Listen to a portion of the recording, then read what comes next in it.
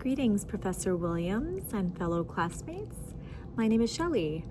I'd like to take a few minutes to share some of my personal reflections on how my perspective of diversity, equity, and inclusion has really had the chance to evolve after taking this course. When I first started this course, I thought of education as mostly being about the delivering of knowledge, making sure that my students have met their academic goals and helping them succeed more in the traditional sense. But now I see that there is so much more than that. Education isn't just about content, it's really about connection. It's about creating spaces where my students can feel safe, where they feel heard, and where they see themselves in the learning process. Growing up myself in a multicultural environment, I really was surrounded by diversity in my classmates, but I never had a teacher who looked like me. At the time, I didn't really think much of it. It was just the norm. But looking back, I do realize that how much that shaped my understanding of representation. It really made me wonder how it would have impacted me if I had teachers who reflected my background. If I had seen my own culture woven into the lessons, would I have focused differently? Would that representation have mattered? And looking back, I think it truly would have. It's not really just about who stands in front of the classroom, but also about what is being taught, how it's being taught, and whether students feel that they belong there. One of the most eye-opening experiences for me was teaching in a junior high school in Miramar, Florida. Miramar is just outside of Miami. I worked with students from low-income families, many of whom faced challenges far beyond the classroom: poverty, food insecurities, lack of resources, to just name a few. Those students weren't just at-risk students. They were also students that had dreams, intelligence, resilience, but they were navigating an educational system that wasn't always built for them. So it really hit me that fairness isn't about treating every student the same. It's about giving students what they need. Sometimes that means extra support. Sometimes it means more understanding and a classroom environment that really acknowledges their individual reality. This course really has pushed me to think more critically about the systemic inequalities that exist in our education system. I've learned about the opportunity gap, how certain policies disproportionately affect marginalized students, and how the subtle ways that bias can creep into the curriculum. Before, I thought my job was just to be a good teacher in the classroom. Now I see that being an educator means being an advocate too. It means challenging some of those outdated practices, pushing for more inclusive policies, and making sure that students, regardless of their background, have the opportunities that they deserve.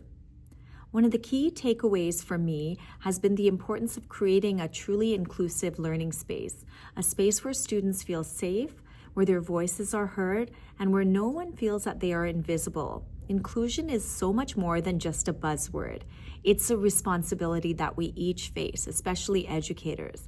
It means checking in with our own individual biases and making sure that students see themselves in the curriculum, fostering an environment where every learner knows that they matter. This course has also made me aware of how students can feel marginalized or experience bias in the classroom. Whether it's because of their cultural background, their language, their socio-economic status, or learning differences, students often feel that they are unseen, unheard, or that their experiences don't matter. But when a classroom is culturally sensitive, when the curriculum reflects diverse perspectives, or when students see themselves in their learning, they engage more, they feel connected, they feel like they belong. And that sense of belonging is what drives motivation, confidence, and success in learning. Another defining experience in my life has been working with adult newcomers coming to Canada. I taught them ESL, English as a Second Language. Moving to a new country is already overwhelming in itself, but learning a new language on top of that, that's a whole different challenge. My role for them wasn't just about teaching them English, it was about helping them navigate Canadian culture, building a sense of confidence in them and a sense of belonging.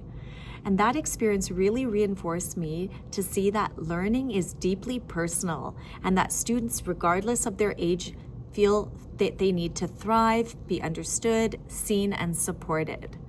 One of the most powerful tools I think we as educators have is about the Universal Design for Learning, the UDL. This approach truly is a game changer because it really makes learning accessible for everyone. It really focuses on us giving students multiple ways in which they can engage with the material, express their learning, and connect with the content in ways that really work for them. UDL isn't about lowering standards or expectations. It's about removing the barriers that exist for a student to reach their potential. And that's exactly what inclusive education really should be about. Looking ahead, I know that my commitment to diversity, equity, and inclusion will shape my career as an educator. I want to continue working and creating classrooms that just aren't spaces where students are working in, but places where they feel like they want to be, that they feel valued. As an assistant principal, I intend to bring these practices into my leadership as well.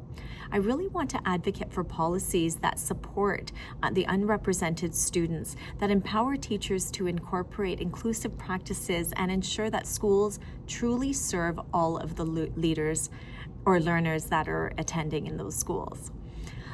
One of the biggest key takeaways, I think, is the importance of creating this safe space for our students.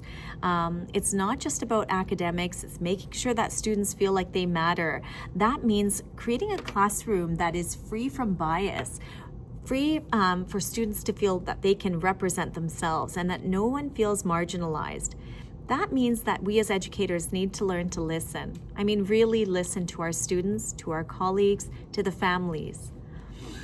One of the most important key takeaways has been the UDL, as well as the practices for considering marginalization and biases in the classroom, as well as the DEI approach. This course has really been a turning point for me. I want to be a strong leader and an advocate for DEI. And as a teacher, I'll keep working, and I'm dedicated to make sure that my curriculum relates to more inclusion, to create a learning environment where all of my students feel like they belong. I'm more committed than ever to make sure that this happens in my classroom. And the kind of educator that I want to be, I have some work cut out ahead of me, but I'm really excited for this journey. Thank you for taking the time to listen to me. Again, this course has been momentous in inspiring me, and I hope it's done the same for you. Thank you so much and have a wonderful day.